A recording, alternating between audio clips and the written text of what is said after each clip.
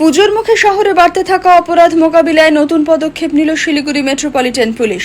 বুধবার আনুষ্ঠানিকভাবে চালু হলো থেফট অ্যালার্ম সিস্টেম। প্রথমে পরীক্ষামূলকভাবে এই সিস্টেম বসানো হয়েছে পানি ট্যাঙ্কি ফাঁড়িতে। উদ্বোধন করেন deputy police commissioner Rakesh Singh. শহরে গত কয়েক মাসে সোনার দোকান থেকে ডাকাতি, এটিএম লুট, ছিনতাই সহ একাধিক অপরাধমূলক ঘটনা ঘটেছে। এতে সাধারণ মানুষ এবং ব্যবসায়ীদের মধ্যে চরম আতঙ্ক তৈরি হয়েছে। পুলিশের ভূমিকা নিয়েও প্রশ্ন উঠতে শুরু করেছিল। ঠিক এই পরিস্থিতিতেই অপরাধ নিয়ন্ত্রণে নতুন উদ্যোগ হিসেবে এই ব্যবস্থা চালু করল কমিশনারেট। পুলিশ সূত্রে জানা গিয়েছে, আপাতত 100টি অ্যালার্ম সংযোগের সার্ভার বসানো হয়েছে। মূলত সোনার দোকান এবং এটিএম এ লাগানো হবে এই ডিভাইস।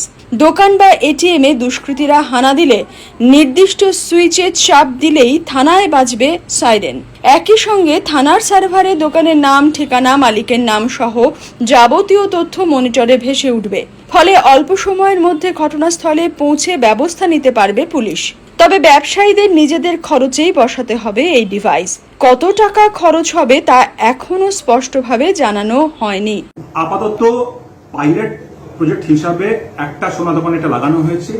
আমরা অ্যাওয়ারনেস আপনাদের মাধ্যমে ক্রিয়েট করতে চাইছি কি যত এটা আমরা কিন্তু আপনারা লাগাবেন তত সেফটি অ্যান্ড সিকিউরিটি যেটা আছে সেটা আমরা কিন্তু প্রোভাইড করতে পারবো।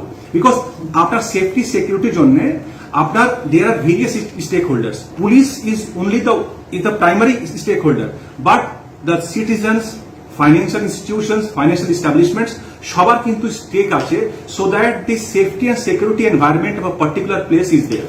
এটা কিন্তু খুব দরকার।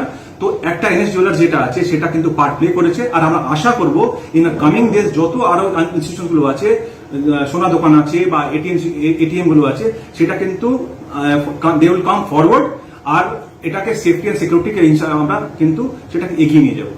মোহন কর্মকারের রিপোর্ট, পাহাড়িয়া টাইমস।